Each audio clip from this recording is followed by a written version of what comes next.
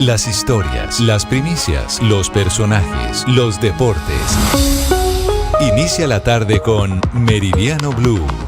Dirige Ricardo Ospina. Es la 1:02 p.m. Es un gusto saludarlos. Estamos en Meridiano Blue, comenzando la última semana de octubre. Hoy es lunes 27. Saludo a quienes a esta hora nos ven en Ditu, en el canal de YouTube de Blue, con muchas noticias políticas, información de orden público, lo que está pasando entre Estados Unidos y Venezuela y también con Colombia. Pero comenzamos hablando de información de servicio. A esta hora es caótica la movilidad en la localidad de Kennedy, una de las más grandes en el suroccidente de Bogotá, por protestas. Nicolás Rodríguez, ¿quiénes están manifestando a esta hora y qué vías están bloqueando? Ricardo, buenas tardes. Protesta que hacen los vecinos de un barrio de la localidad de Kennedy, exactamente sobre la carrera 79 con calle 39 a sur.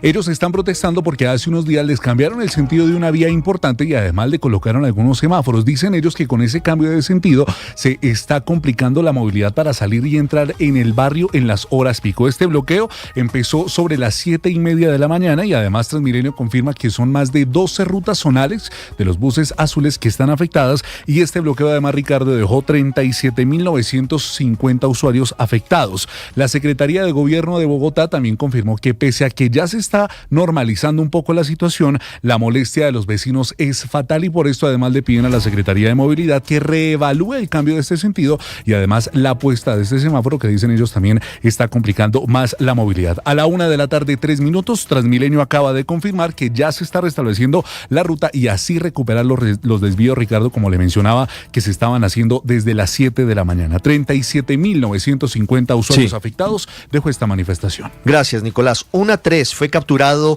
el presunto responsable, el cerebro del atentado terrorista contra la escuela de aviación Marco Fidel Suárez en Cali hace 2 meses, que dejó una cantidad importante de personas asesinadas. En Cali, Hugo Mario Palomar.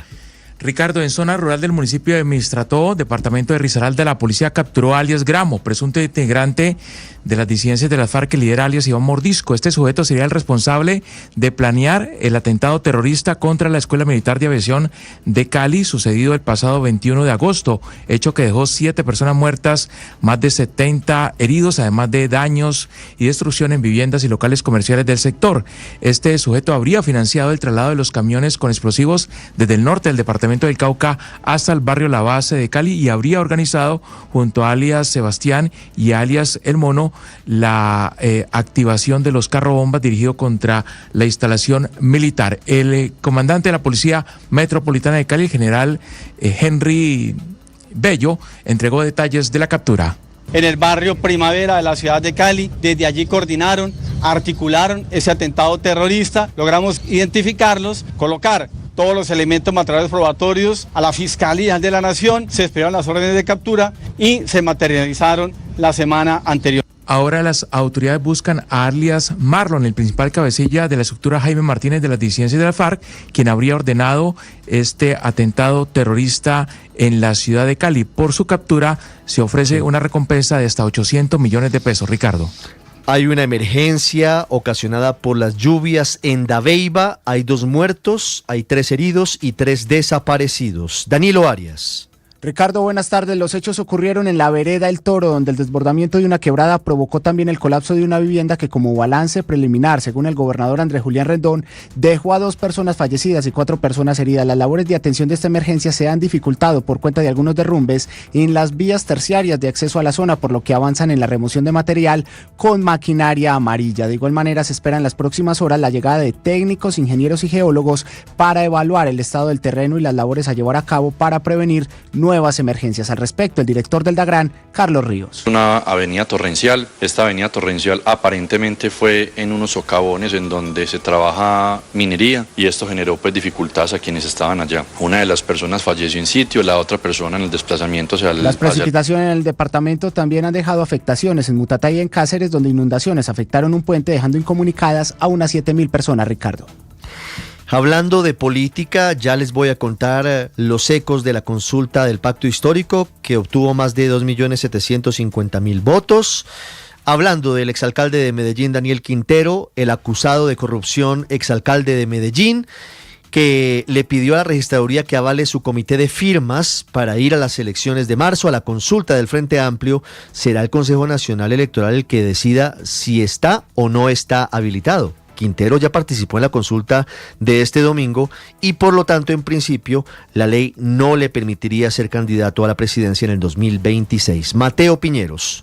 La consulta del pacto histórico que se hizo este domingo tuvo varios tropiezos y renuncias. Una de las renuncias fue la del exalcalde de Medellín, Daniel Quintero, quien hace algunos minutos anunció que irá mañana a la registraduría a inscribir su comité recolector de firmas, ya sea para presentarse como precandidato del Frente Amplio en marzo o como candidato a la primera vuelta en mayo. Sin embargo, la registraduría advirtió que la solicitud de Quintero para inscribir su comité será enviada al Consejo Nacional Electoral para que se emita un concepto y se aclare si Quintero se puede inscribir o no. Recordemos que el exalcalde de Medellín alcanzó a inscribirse como precandidato del pacto histórico para la consulta y aunque no participó, asumió unos compromisos con ese sector político. Es por eso que en este momento su candidatura está en el limbo, pues hay sectores que consideran que él ya no se puede inscribir. Unas 7, y mientras el presidente Gustavo Petro sigue cobrando el triunfo del pacto histórico en las urnas, participando abiertamente en política electoral a pesar de que la ley no se lo permite, comienza hoy una gira por el lejano oriente. Caterina Ávila.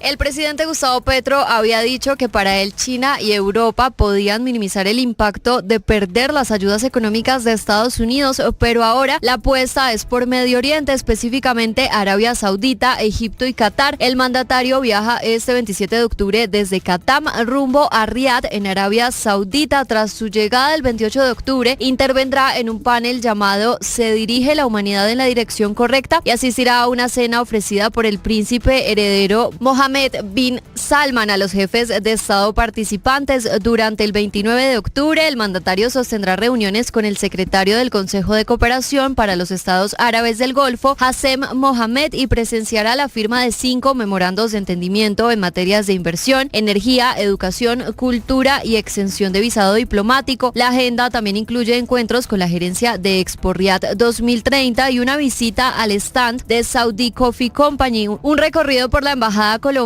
y una cena ministerial con familias y empresarios. El 30 de octubre cerrará la visita con una agenda cultural que incluye recorridos por el Museo Nacional Saudita y el Metro de Riad, antes de viajar hacia el Cairo.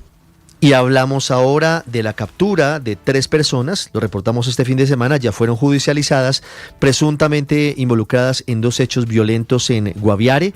Primero, el asesinato de 8 integrantes de una comunidad religiosa y 2, el atentado con drones bomba contra la casa del alcalde de ese municipio, del municipio de Calamar. Kalila Peña.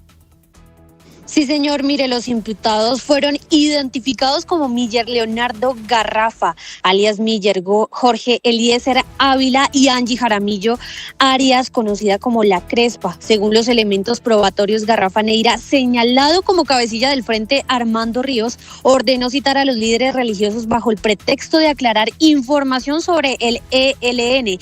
La acusación se sustentaba únicamente en que los religiosos provenían de Arauca.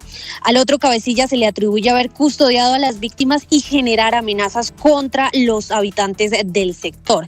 Pero mire, el papel de Angie Jaramillo, quien se desempeñaba como secretaria en la personería de Calamar y habría suministrado información sobre los movimientos de la fuerza pública con el fin de facilitar la operación de los disidentes. Esto dijo el fiscal del caso. Usted es la encargada de suministrar la información sobre operativos, allanamientos, órdenes de capturas vigentes, información sobre los sistemas misionales de las instituciones que emiten en contra de sus compañeros de causa, Frente Primero Armando Ríos. Pues para adelantar cualquier labor de esta índole, que es un deber constitucional de su oficina, usted está enterada de las actuaciones, elemento que usted utiliza. Dice la fiscalía que esta funcionaria cobró una cifra de 30 millones de pesos y 12 millones que quedaron pendientes por entregarle, Ricardo. 1:11, hablando de grupos criminales, la fiscalía hoy insiste en que el grupo terrorista ELN libere a los funcionarios que tienen su poder, 2 agentes del pasado 8 de mayo en Arauca. Ese grupo criminal, el ELN, al que el presidente Gustavo Petro otra vez le tendió la mano hablando de diálogos, está increíble e inaceptablemente diciendo que a esos agentes y a otros miembros de la fuerza pública los va a someter, escuchen ustedes la barbaridad, a un juicio revolucionario, como si ellos fueran el Estado. Felipe García. La Fiscalía reiteró su llamado urgente al ELN para que libere de manera inmediata y sin condiciones a los funcionarios Jesús Antonio Pacheco y Rodrigo Antonio López, adscritos a la Dirección de Protección y Asistencia, quienes permanecen secuestrados desde el pasado 8 de mayo en Arauca. La entidad rechazó la intención del ELN de condicionar la libertad de los servidores a un canje como si se tratara de fichas de cambio y recordó que ambos son funcionarios judiciales cuya labor consiste en acompañar procesos de protección a víctimas, testigos e intervinientes en acciones penales dentro de la misión constitucional de investigar delitos y llevar ante la justicia a los presuntos responsables. Según la Fiscalía, son inadmisibles tanto la amenaza de un supuesto juicio revolucionario en contra de los uniformados como las demás exigencias incluidas en la más reciente comunicación del ELN sobre esta situación.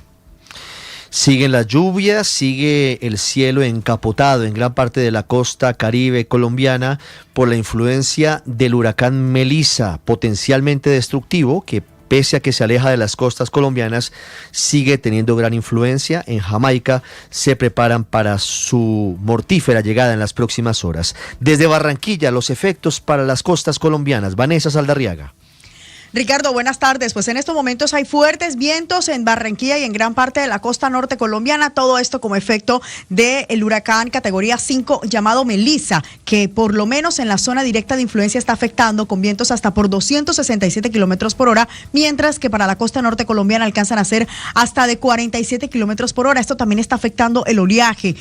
Por lo menos la altura de las olas están alcanzando los 4 metros de altura, según lo que explica el capitán de navío Alex Gratz, quien es el director del CIOH. Tiene que tener en cuenta las restricciones para navegar, las embarcaciones menores, las lanchas y también los bañistas. Se recomienda a todo el gremio marítimo que extreme todas las medidas de seguridad, asimismo para las embarcaciones menores, lanchas y demás. Mientras tanto, el archipiélago de San Andrés y Providencia está bajo monitoreo especial por parte de la Armada. Recordemos que este departamento está en alerta amarilla ante el posible aumento del oleaje, especialmente en los cayos del norte del territorio insular. Noticias del mundo. El abogado del presidente Gustavo Petro ante el Departamento del Tesoro de los Estados Unidos habló hoy en Mañanas Blue y reveló cuáles serán sus movidas en los próximos días para intentar que el jefe de Estado sea retirado de la lista Clinton. El presidente Petro desde el viernes pasado tiene prácticamente sentenciada la muerte financiera en los mercados internacionales como presunto colaborador del narcotráfico o de grupos criminales. César Moreno.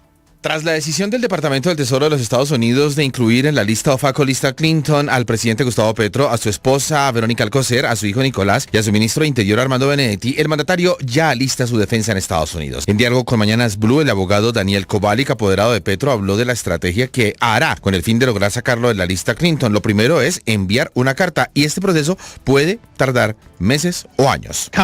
Camino es para escribir una carta to the Treasury Department, and if that doesn't work, we can go to court. But the first thing is to present evidence via a letter. Es posible, sí. It could take a matter of months, or yes, it could take a matter of a year or so, or maybe more. But it is possible. También el abogado Kobalik va a alistar una serie de demandas contra los Estados Unidos por sus ataques contra las narcolanchas en el Caribe. Voy a, ¿cómo se dice? Comenzar demandas contra los Estados Unidos por la violencia en la mar Caribe también. El abogado del presidente Gustavo Petro también atribuyó la sanción del Departamento del Tesoro por las diferencias políticas e ideológicas entre Petro y Trump. Trump no está feliz con, ¿cómo se dice?, con Petro por dos razones. Porque Petro es un advocado por Palestina y porque Petro no va a ayudar con intervención en Venezuela. Es las dos cosas. El abogado Kobalik también reveló que va a defender a su esposa Verónica y a su hijo Nicolás. 1:16 p.m, don Octavio Sazo, el abrebocas de los deportes, los ecos de la fecha del fútbol profesional colombiano. Nos preparamos para el partido de este martes de la selección colombiana femenina en la Liga de Naciones. Octa, buenas tardes. Hola Richie, buenas tardes, el saludo para todos. Estaremos hablando de cada uno de esos detalles, además hablaremos de lo que va a suceder hoy en el fútbol mundial, porque además en un rato va a jugar el Betis de los colombianos, en la Liga Española, lo que ha dejado también el movimiento del fin de semana, y hablaremos de hoy. Es un día muy particular en los Estados Unidos porque es el equinoccio deportivo. Hoy lo vamos a explicar, eso sucede en los Estados Unidos una vez al año y hoy va a suceder y vamos a explicar cuál es la razón, y también hablaremos de todos los detalles que tienen que ver con el béisbol de las grandes ligas y con lo que sigue sucediendo con los deportistas colombianos en el extranjero. Todo en minutos acá en los deportes en Meridiano Blue.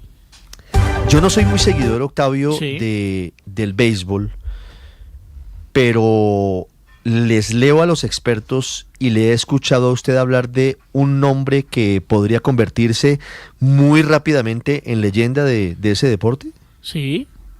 ¿Cuál? De un hombre de origen japonés. Shohei Ohtani. Veo que hace juegos perfectos, veo que le están dando mucha vitrina.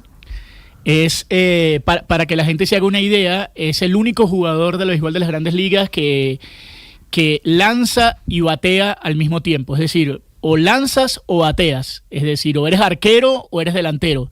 Él hace todo al mismo tiempo y es el único que lo hace, más o menos desde 1935 no aparecía un jugador que hiciera eso, en la época de Babe Ruth, que es el más grande jugador de béisbol de todos los tiempos, y Shohei Ohtani hace eso y va a ganar $850 millones por los próximos 10 años por lo que hace el japonés. 850 millones de dólares en 10 años, en promedio 85 millones de dólares al año. ¡Qué platanal! 1:18, una pausa y regresamos en Meridiano Blue.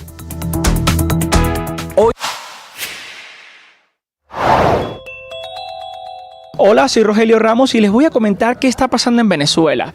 3.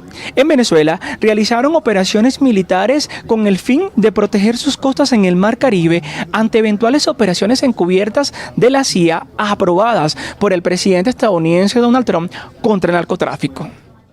La experiencia espiritual te hace consciente de tu capacidad de elegir. Tú decides cómo enfrentar cada una de las situaciones que vives.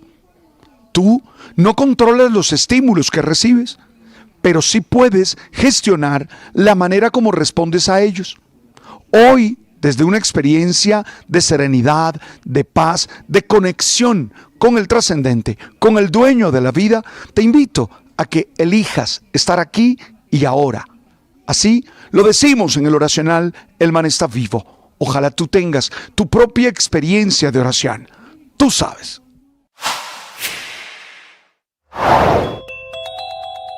En Mañanas Blue, el ministro del Interior Armando Benedetti habló de los efectos de estar en la lista Clinton y contó que en consecuencia ya fue bloqueada una de sus tarjetas. Me la bloquearon, como a la hora, 2 horas que salió la noticia, me la bloquearon.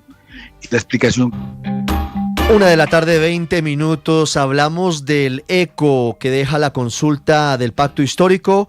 Sacó exactamente el petrismo en las elecciones de este domingo, en la consulta de este domingo, 2.753.738 votos. Una cifra nada despreciable. Don Andrés Carmona, buenas tardes, ¿cómo está? Buenas tardes, Ricardo. ¿Le suena esto que le voy a contar? A ver. Pare bolas. Pare bolas. Carolina Corcho, cabeza de lista al Senado del Pacto Histórico, sacó ayer más de 600.000 votos. ¿Cuánto sacó exactamente la doctora Carolina Corcho? 678.962 votos. Imagínese usted, la exministra de Salud, casi al nivel de la votación de Francia Márquez en marzo del año 2022 frente a Gustavo Petro. Entonces, ojo a esta movida que la están pensando. Carolina Corcho, cabeza de lista al Senado por el Pacto Histórico. Ok. ¿Sí? Es lo que ella estaba pidiendo desde ayer. Sí. Ok. María José Pizarro, se preguntará usted entonces, ¿qué hacen con María José Pizarro? ¿Qué va a hacer la senadora María José Pizarro? Ojo, porque están sopesando la posibilidad de que la doctora María José Pizarro sea la fórmula vicepresidencial de Iván Cepeda. Ojo con esa movida, don Andrés, que no es descabellada. Al final, podría el pacto histórico tener una candidata vicepresidencial de lujo de cara a lo que se viene. No es claro lo que se viene, Andrés, no es claro en un sentido. No es claro que Iván Cepeda pueda participar en la consulta del Frente Amplio en marzo. Si el Consejo Nacional Electoral le dice no, porque la consulta de octubre fue interpartidista, Iván Cepeda no podría participar y tendría que irse solo hasta mayo, ante lo cual el petrismo pura sangre necesitaría un candidato a la vicepresidencia de fuerza, de fortaleza, de campanillas, y qué mejor que María José Pizarro, que es de la entraña del presidente Petro. Me deja agregarle un dato del por qué podría sonar esa idea de Pizarro vicepresidenta. Sí, señor, cuente. El viernes pasado, lo mencionábamos aquí en Meridiano Blue, le entregaron la personería jurídica de Progresistas a María José Pizarro. Eso ya estaba resuelto. Recuerde que esa personería lleva desde enero solicitándose la cesión de maíz y se la habían condicionado a que el maíz terminara todos los procesos que tienen encima.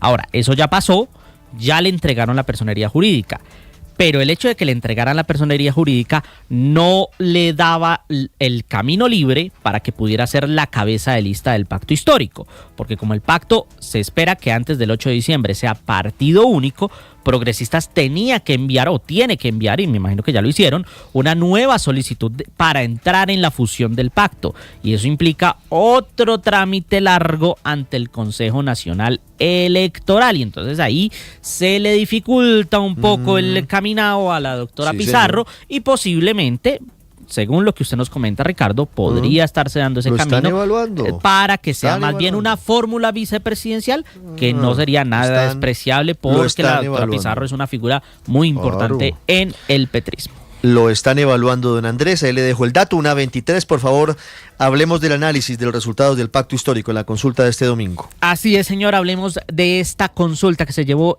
a cabo el día de ayer. Los resultados a nivel nacional, por supuesto, 2.753.000 votantes. Ahora, Ricardo, hay que tener algo en clave en esta votación. Los votos no marcados y los votos nulos. Votos no marcados, 249.415 votos. Votos nulos, 139.412 votos.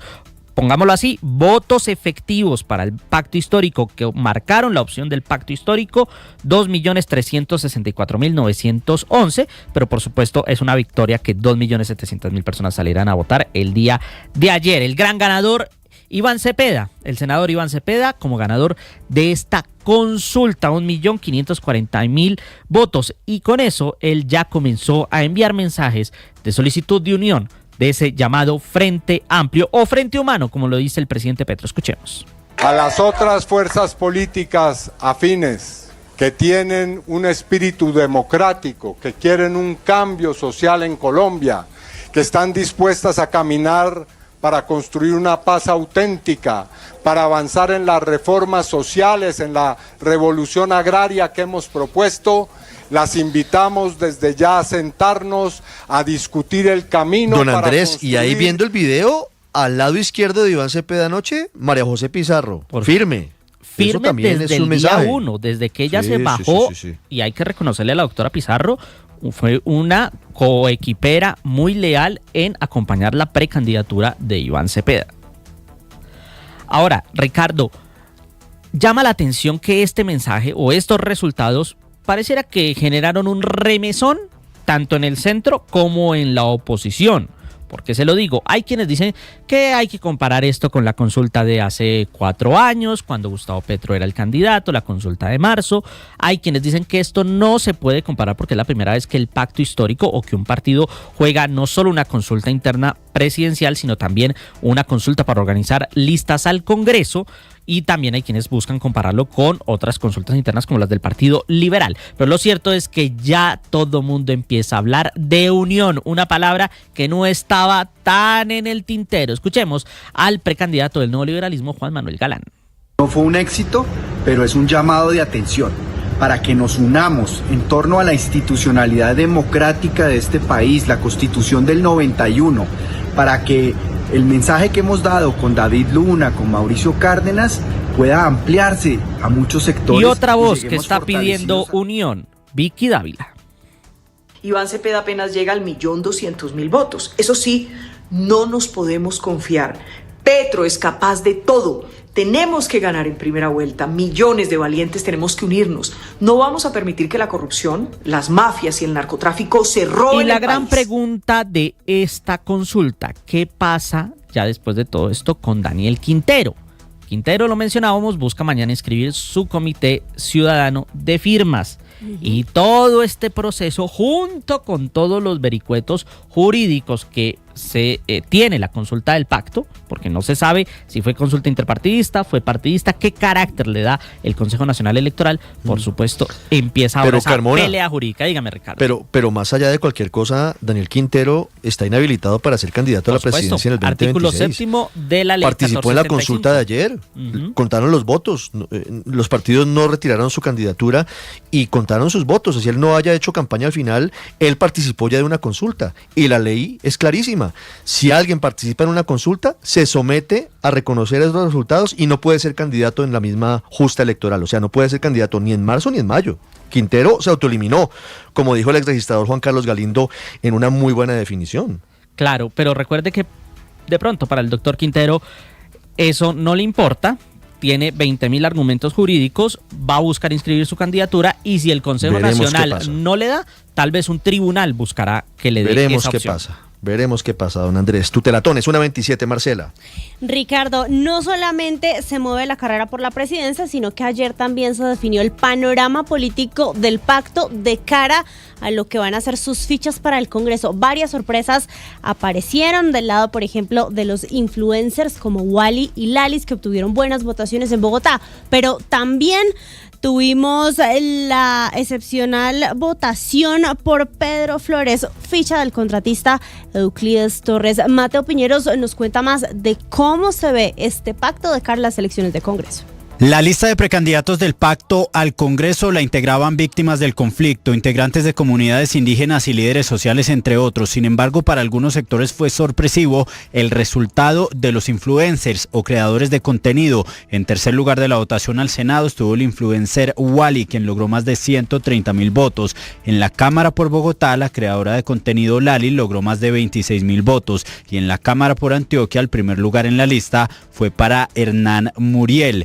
Esto demuestra el papel crucial que jugarán los espacios digitales en esta campaña del 2026. Juan Sebastián Delgado es estratega en comunicaciones políticas. La comunidad de ellos hoy les dio su apoyo y hoy dijo, venga, vayan, trasciendan de lo digital y tengan una participación en escenarios electorales. Lo digital sí va a jugar un papel muy importante en las campañas, no solamente si eres o no eres influencer. Pero en esta consulta también se habrían movido las maquinarias y los clanes políticos. El candidato al Senado más votado fue Pedro Flores, con más de 185.000 votos. Es cercano al clan Torres, mientras que la sexta votación más alta al Senado la tuvo Carmen Patricia Caicedo, hermana de Carlos Caicedo. Jorge Iván Cuervo es analista político. Un mensaje de que, sobre todo para las nuevas audiencias, ese es un actor político que llegó para quedarse, pero no al punto de pensar que ellos desplazaron a otros actores en ese trasegar político.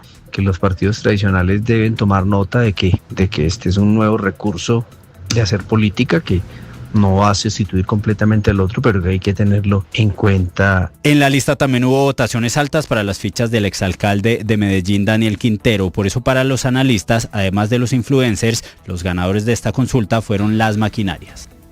1:30, más análisis de exfuncionarios de la registraduría que conocen muy bien, conocen al dedillo lo que se mueve detrás de los resultados. Miguel Cardosa. Conocidos los resultados de la consulta del pacto histórico, desde distintos sectores llegan los análisis sobre cómo interpretar lo que pasó y qué hacer. Los números son inferiores en casi 3 millones de votos a la consulta de la izquierda en el año 2022, pero el exregistrador nacional y consultor político Alfonso Portela dice que son procesos diferentes, al tiempo que considera que en términos prácticos fue positiva la jornada para el petrismo. Si esos 2.800.000 los pusiéramos en un escenario de convertirlos en curules del Senado, pues tranquilamente estamos hablando de 20, 21, 22 curules en el Senado, que superaría lo que se hizo en 2022. Entonces yo creo que los partidos deben en este momento estar revisando. Tomando en cuenta las cifras, aún en la situación del gobierno frente a cuestionamientos internacionales como la designación en la lista Clinton de Gustavo Petro, la alternativa de sectores opositores sería organizarse y buscar alianzas. Tienen que estar repensando ese escenario teniendo en cuenta de que un pacto histórico o la izquierda ya arrancó con unos números muy significativos, que casi 2.800.000 votos. Y eso hay que mirarlo con mucha seriedad. Portela considera que hay una base petrista siempre firme a pesar de que el mandatario esté en entredicho. También juega el manejo que tengan ciertas figuras en redes sociales, lo que permite capitalizar la votación.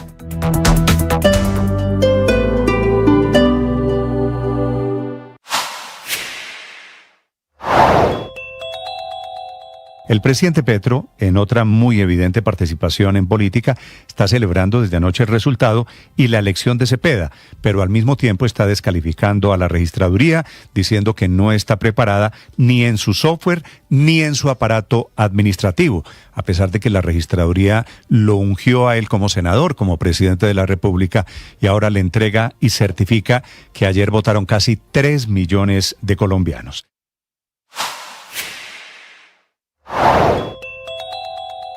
A propósito de Maduro, comenzó el procedimiento, dice él, para quitarle la nacionalidad a uno de los principales opositores, que fue candidato presidencial, Leopoldo López. En las últimas horas, aquí en Venezuela, de arremetidas o embestidas del gobierno contra la oposición o lo que ellos consideren que se parece a oposición. Te cuento la primera, que es política, y es la intención, o más bien la decisión del gobierno de Nicolás Maduro de quitarle o retirar la nacionalidad a Leopoldo López, luego que él dijera que la negociación ya no sirve para conseguir un cambio político y entonces llamara o apoyara una invasión en Venezuela como una acción que sí sacaría al chavismo del poder. Algo que desde el gobierno calificaron de grotesco, criminal e ilegal, y por eso la anulación de su pasaporte y el retiro de la nacionalidad. Sin embargo, expertos y analistas adelantan que eso es ilegal, que la Constitución claramente reza que todo nacido en Venezuela es venezolano y que eso no lo cambia ninguna sentencia de ningún tribunal acá en Venezuela. En paralelo, Néstor, en una nueva arremetida también contra la Iglesia Católica por sus críticas, el gobierno de Nicolás Maduro le impidió al cardenal Baltasar Porras llegar al pueblo de José Gregorio Hernández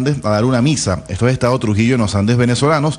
Ni por vía aérea ni terrestre le permitieron al obispo oficiar la ceremonia. De hecho, contaba él que fue informado por la aerolínea Conviasa, propiedad del Estado venezolano, que el vuelo comercial que él había reservado y pagado había sido suspendido. Sin embargo, solo él recibió esa notificación, pues la ruta se cumplió sin contratiempos, y que luego intentó tomar un vuelo privado que salió sin ningún problema, pero una vez en el aire, los pilotos fueron obligados a aterrizar lejos del destino, alegando que el aeropuerto de Trujillo, a donde iba el cardenal, presentaba fuertes vientos que impedían el aterrizaje.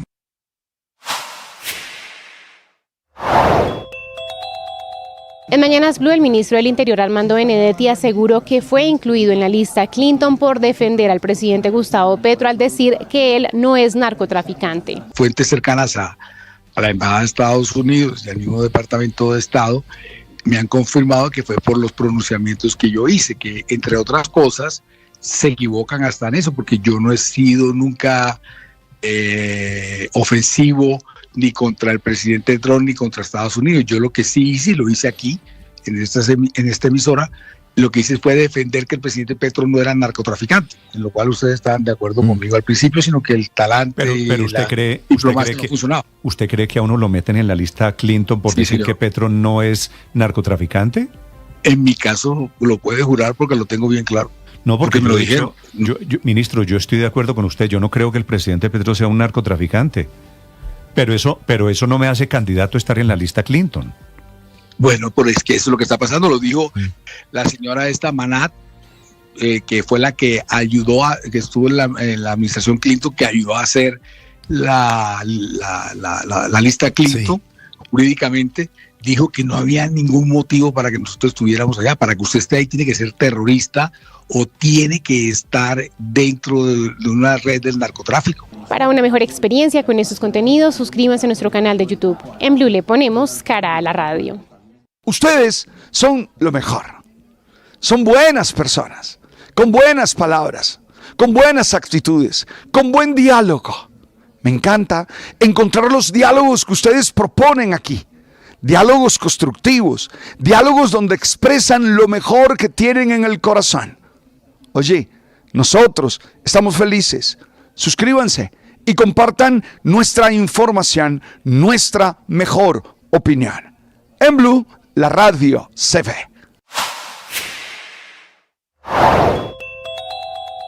Hola, soy Rogelio Ramos y les voy a comentar qué está pasando en Venezuela. 1.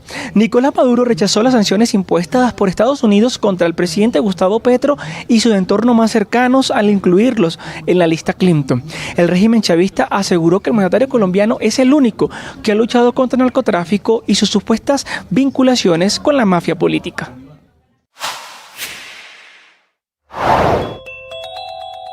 En Mañanas Blue, el registrador nacional Hernán Penagos expresó su solidaridad con una funcionaria de esta entidad que fue amenazada por las disidencias de las FARC.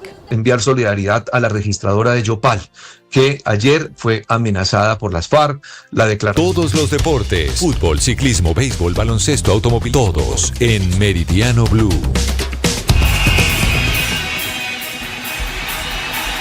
Y empezamos hablando de fútbol, de lo que va a suceder hoy en el fútbol mundial, en principio con un par de duelos que tienen que ver con el fútbol del extranjero. A las 2 de la tarde va a jugar Barracas Central frente a Boca Juniors en el fútbol argentino. Estaremos atentos a ese duelo y a los movimientos que habrá alrededor de ese equipo, ver qué pasa con Boca y con Barracas Central en el fútbol argentino. A las 3 de la tarde va a jugar el Betis de los colombianos Cucho Hernández y Nelson de Osa en casa frente al Atlético de Madrid en el partido de la fecha.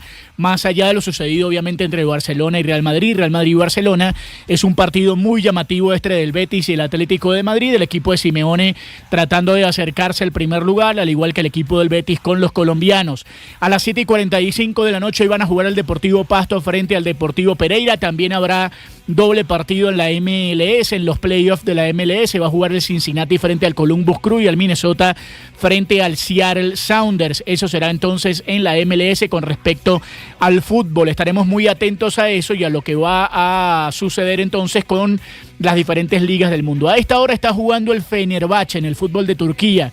Se juegan 80 minutos del partido. Está ganando el Fenerbahce 2-0. La noticia es que John Hader Duran quedó en el banco de los suplentes. Ya el equipo turco hizo todos los movimientos, incluso va a ser el último cambio en este momento y va a quedar el colombiano por fuera, así que no es parte de la victoria del Fenerbahce 2-0 frente al Gaziantep. Así que eso es en el fútbol de Turquía. Y hoy es un día muy especial en el deporte de los Estados Unidos que se llama el equinoccio deportivo. Y la razón es que es el único día del año en que se juegan al tiempo las 5 ligas profesionales más importantes del país. Hoy habrá Serie Mundial de Béisbol de las Grandes Ligas a las 7 de la noche. Para aquellos que ven en pantalla en nuestro canal de YouTube la gráfica, van a jugar los Dodgers de Los Ángeles de Shohei Ohtani frente a los Azulejos de Toronto. Es el tercer juego de la gran final del Béisbol de las Grandes Ligas. Habrá baloncesto de la NBA, una temporada que acaba de comenzar la semana pasada. Habrá playoff de la MLS. Van a jugar los Kansas City Chiefs en el fútbol americano, un partido de fútbol americano. Y también habrá hockey sobre hielo la jornada del día de hoy. Es el único día del año en el que juegan las 5 ligas más importantes profesionales de los Estados Unidos, así que es un día llamativo. Repetimos, béisbol, baloncesto, fútbol americano y hockey sobre hielo en los Estados Unidos, así que estaremos también pendientes a eso. Y en un rato, como decíamos, a las 2 de la tarde, al Betis de los colombianos frente al Atlético de Madrid.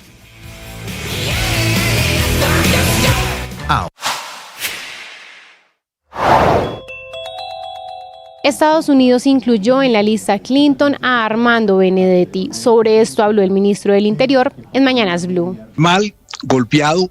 He dicho por ahí que los enemigos míos, que es la primera vez que pueden sacar bandera y ponerme el pie en el pecho, porque claro que esta vez estoy golpeado y claro que esta vez me dieron duro.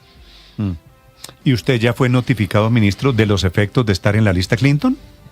Pues uno siempre, Néstor, habla sobre la lista Clinton, criticaba a las personas que estaban ahí, etcétera, pero hasta ayer y antes de ayer es que he venido a entender las implicaciones reales de la lista Clinton. Lo primero que hay que decir... ¿Por qué, ministro? ¿Por qué lo viene a entender ahora? ¿Qué le pasó? No, pues que estoy incluido en ella y me toca verificar bien y enterarme mucho más y conocer de verdad a través de abogados y expertos sobre ese tema. Uno antes pues sabía las implicaciones que tenía, como lo han dicho los medios de comunicación, pero son bastante severas y bastante perjudiciales. Sigan esta entrevista en nuestro canal de YouTube. En Blue le ponemos cara a la radio.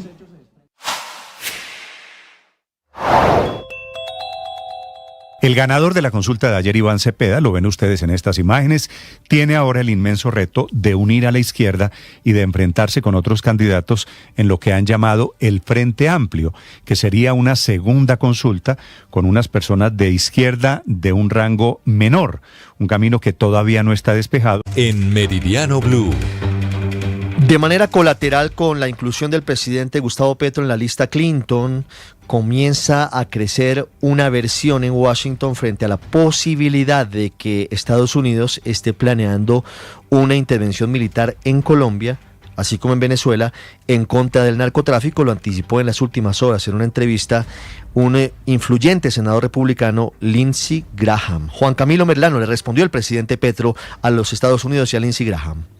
La advertencia la hizo el senador republicano Lindsey Graham, muy cercano al presidente Donald Trump, quien aseguró que antes de partir a su gira internacional por Asia, habló con el presidente de los Estados Unidos y éste le informó sobre inminentes operaciones, no solo en Venezuela, sino en Colombia. President Trump told me yesterday that he plans to brief members of Congress when he gets back from Asia about future potential military operations against Venezuela and Colombia. So there will be a congressional briefing. Allí dice Graham que el presidente Donald Trump tomó la decisión de que Nicolás Maduro es un narcotraficante imputado en los Estados Unidos y que es momento que se vaya, y que cuando regrese de Asia va a adelantar una sesión informativa a miembros del Congreso sobre posibles operaciones militares en territorio venezolano, pero también en Colombia, en contra de los carteles del narcotráfico, sin dar mayores claridades. Todo esto se da en medio de la expansión del despliegue militar de los Estados Unidos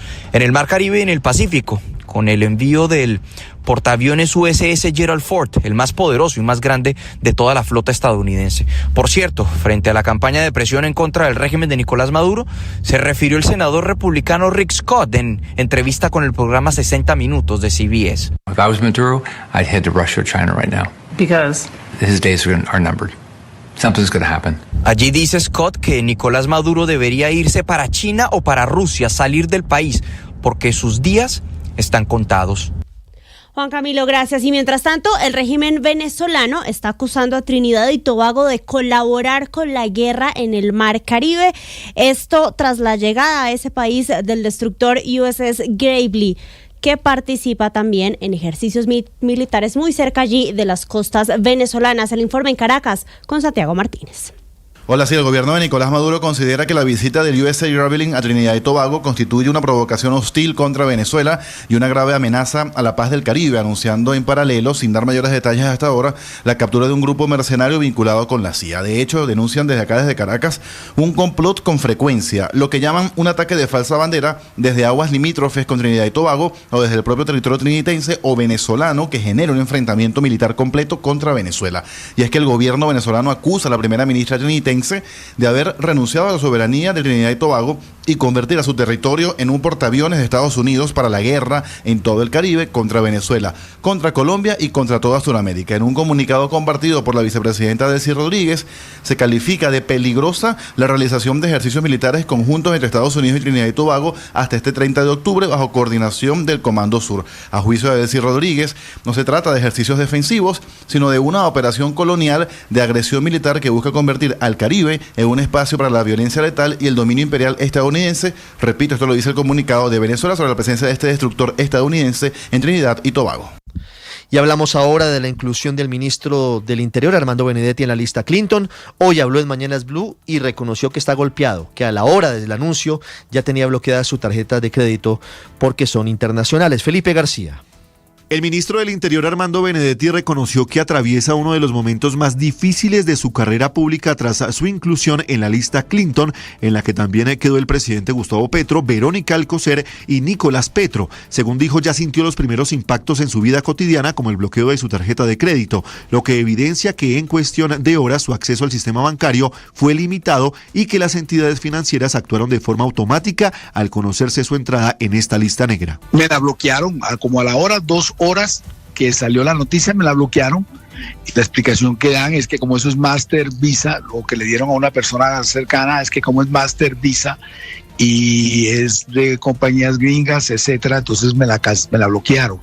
Ahora, lo que se espera, lo que me ha dicho la gente es que me sacan por la puerta de atrás del sistema financiero. Pero no solo él se ha pronunciado, el primero en hacerlo fue el presidente Gustavo Petro. Una vez se enteró, dijo que en este momento él no tiene dinero en los Estados Unidos, por lo que no pueden congelar ninguna cuenta. Sin embargo, sí mencionó que buscará otras alianzas teniendo en cuenta su inclusión en esta lista Clinton. Yo construiré otras alianzas, me apoyaré en otras fuerzas. Nicolás Petro, incluido también en la lista negra e hijo mayor del presidente, calificó la decisión del gobierno Trump como una medida que fue incentivada por la persecución política y judicial y anunció que acudirá a instancias internacionales para defender sus derechos, pues dice que lo sancionan únicamente por ser el hijo del presidente Petro. Y en medio de todo este revuelo, el presidente Gustavo Petro terminó confesando en sus redes sociales que ya no está viviendo junto a la primera dama Verónica Alcocer, y aquí se abrió un enorme debate. Hay quienes dicen que si ellos están separados hace años,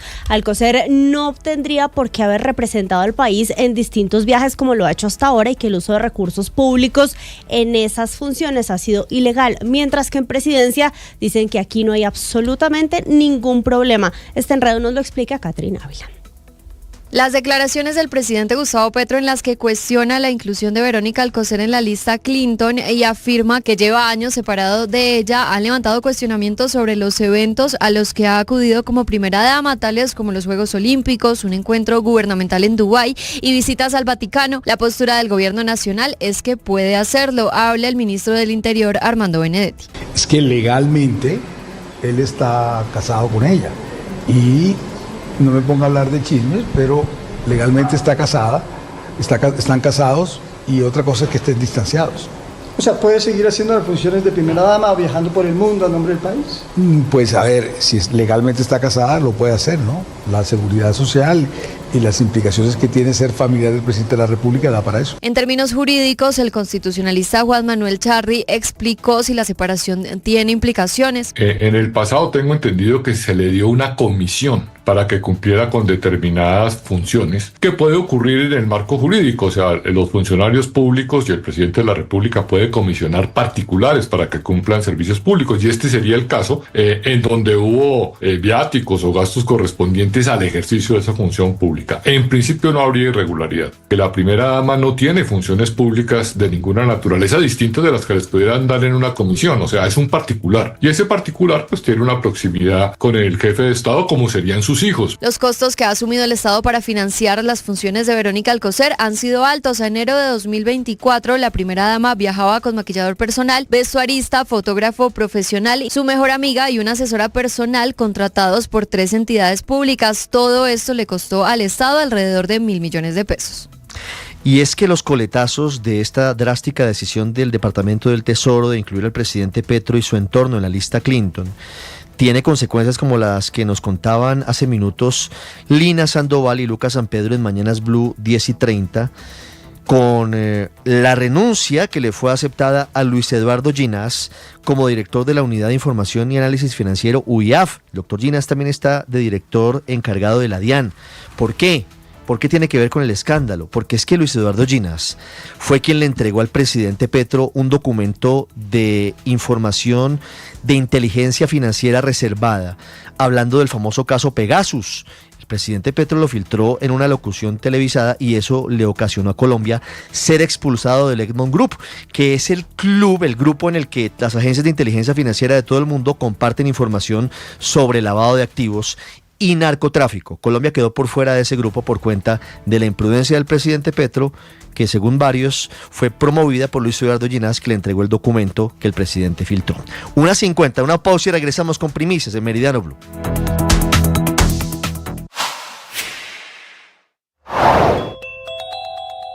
Capturaron en Francia a 2 de los ladrones de hace una semana, los que se robaron, o aparentemente, es lo que sospechan las autoridades, el Museo del Louvre. Y los 2 son de nacionalidad francesa, fueron apresados en la madrugada de este domingo, y eso precisamente no ha gustado a las autoridades. no la captura obviamente, sino que se haya conocido a través de los medios de comunicación, que hoy aportan todo tipo de datos sobre esa captura. Se sospecha que ambos, cuenta el diario Le Parisien, formaron parte del comando de 4 individuos que hace justo una semana robó en cuestión de minutos 8 joyas de la corona de Francia, cuyo valor estimado es de más de 100 millones de dólares. En efecto, uno de ellos, lo contaba el canal de televisión BFM, fue abordado prácticamente en la escalerilla cuando se subía a un avión para abandonar Francia con destino a Argelia. 100 personas, 100 investigadores de la policía criminal francesa han estado y están de hecho todavía investigando, porque estos son solo 2 de los detenidos. Habría al menos otras 2 personas que habrían participado, siempre según las imágenes, en ese robo, y además no se ha encontrado ni rastro del botín.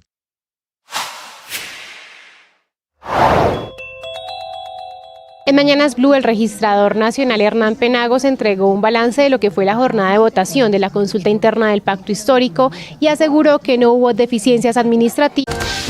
1:51, Marcela Peña. Hoy traemos el segundo capítulo del escándalo por la intención del gobierno del presidente Gustavo Petro de venderle energía eléctrica a Venezuela a pesar de las sanciones de la OFAC. Bueno, ahora el presidente Petro también está en ese tristemente célebre grupo de la lista Clinton. Hablamos con la persona que está en medio del escándalo y también tenemos detalles, Marcela, iniciemos por ahí, de las explicaciones que está pidiendo sobre este intento de negocio. No se ha concretado, tanto la Junta Directiva de ISA como la Embajada de Estados Unidos en Colombia. Pues Ricardo, empecemos con la embajada estadounidense. La embajada le viene siguiendo la pista a este tema desde la primera parte de esta investigación la semana pasada e incluso desde antes. Lo que nos dicen es que el gobierno de los Estados Unidos está analizando hoy si hay lugar aquí para una segunda parte de sanciones de la OFAC dedicadas en específico a este tema. No hay una decisión tomada, pero es algo que no está descartado. Mientras tanto, en la Junta Directiva de ISA ya se empezó a mover este tema. Están discutiendo la posibilidad de analizar formalmente en una sesión de junta si existe o no existe conflicto de interés sobre Luis Ferney Moreno. ¿Por qué Luis Ferney Moreno es miembro de la Junta Directiva de ISA, pero al mismo tiempo su firma de abogados, que es Moreno Servicios Legales, le ofreció asesoría y estuvo, digamos, muy cerca de las compañías que están detrás de este negocio, las compañías creadas por el español Antonio Blasco, en particular Activa, que es la que ha estado patinando todo el negocio para poderle exportar energía a Venezuela, Ricardo? Marcela, ¿y qué dice el señor Moreno, la persona que tendría relación con este negocio y que está mencionada en el caso? Pues mire, Ricardo, Moreno admite que efectivamente fue contratado por el español Antonio Blasco para crear a las compañías de este entramado. Le estoy hablando tanto de Activa, que fue, digamos, la autora del proyecto para llevarle energía a Venezuela, como HT Industries, que es una compañía gemela creada exactamente en la misma fecha. El servicio por el que le pagaron a su firma incluyó emitir conceptos legales sobre el entorno regulatorio para venderle energía a Venezuela, pero además ayudar en la creación de estas empresas, lo que incluyó que abogados que trabajan para el señor Moreno fueran eventualmente representantes legales, por lo menos suplentes en estas compañías, un servicio que él llama de representación inicial. Para Moreno, sin embargo, aquí no hay ninguna irregularidad y ningún conflicto de interés. Esto respondió cuando le preguntamos. Hubo una opinión legal, una representación inicial, el señor la tomó ya, pero yo no tengo ninguna gestión. Bueno, pues será la Junta de ISA y la Embajada de las autoridades las que determinen. Marcela, gracias. Antes de irnos rápidamente, Felipe García, con esta historia, esta novela en torno al asesinato de una disidente de las FARC, muy peligrosa, muy cercana a Iván Mordisco.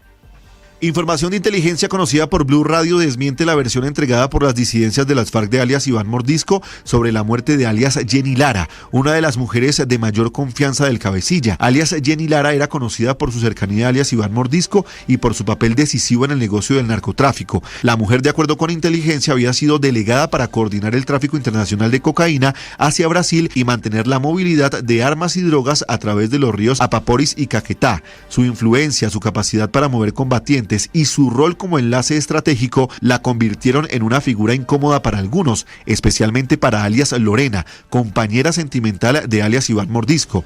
Los informes advierten que los celos detonaron la guerra interna. Lorena consideraba a Jenny una amenaza, veía con resentimiento los obsequios de alto valor que recibía, como joyas de oro, una camioneta de doble tracción e incluso una vivienda para su familia en San Vicente del Caguán, y sospechaba de una relación amorosa con alias Iván Mordisco. Además descubrió que Jenny había acumulado propiedades, incluso una finca de 30 hectáreas y varios locales comerciales, bienes que consideraba suyos por derecho del poder que compartía. Con alias Iván Felipe, Mordisco, muchas gracias. 1:55 minutos. Leighton Barrios fue elegido rector de la Universidad del Atlántico hasta el año 2029. Ampliaremos en los próximos Voces y Sonidos. Llega el blog deportivo. Una feliz tarde para todos.